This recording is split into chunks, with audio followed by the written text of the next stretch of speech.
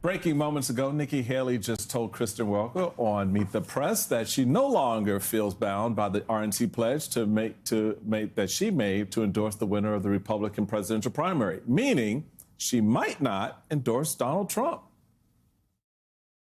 The RNC pledge, I mean, at the time of the debate, we had to take it to where would you support the nominee? And you had to, in order to get on that debate stage, you said yes. The RNC is now not the same RNC. Now it's So you're no Trump's longer bound daughter-in-law. by that pledge?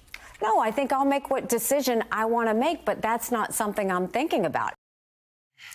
Don't think about it, do it. What are you doing? So you did. So really, you're not. Just say it. I'm not endorsing the dude. I'm begging. This is me begging Nikki Haley to just pick the ball up that they keep throwing to her. Just pick it up, Governor. Pick it up. Just pick it up. I don't understand. That was her opportunity to say, no, I don't feel bound by it. And frankly, I am still in this race because I don't think Donald Trump should be president, and I won't be endorsing him.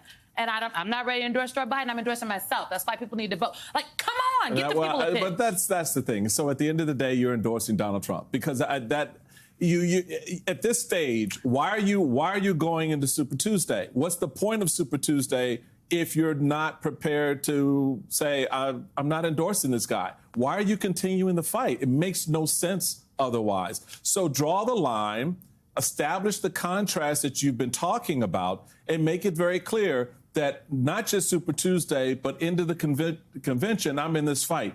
We just talked about, Alicia, in the last segment with the governor, where you have Trump out here talking about, Republicans as rhinos and all this other stuff.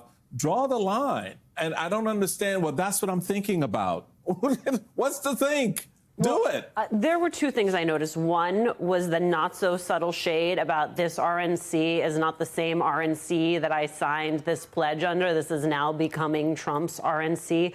I also think we should remember he told her that MAGA doesn't want her. He told her that MAGA needs to kick her out. So if he comes asking for her endorsement, she can very easily say, I'm not going to give you an endorsement that you yourself have basically told me you do not want. There you go. It is That's not what I'm saying. Her calculation is just not making sense. You either draw a contrast or you don't. Right. And she has started to draw more of a contrast. But I'll just look, if people are concerned about a future, I just want to say the current Vice President of the United States of America stood on the stage next to the now President of the United States of America and said that little girl was me. I was there, okay? It worked out in the end. You must compete. That's what campaigns are about. Well, clearly. And competition's weak right now.